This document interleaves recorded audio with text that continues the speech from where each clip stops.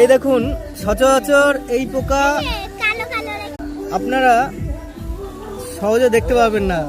ঘুন কাটার আওয়াজই আমরা সাধারণত শুনি, কর কর কর করে, কিন্তু ঘুন পোকা কিরকম দেখতে তা আমরা দেখতে পাই না।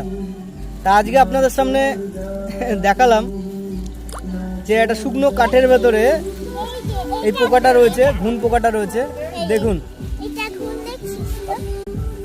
এই দেখুন পোকাটা, এই দেখুন, এই দেখুন, এই দেখুন নড়ছে।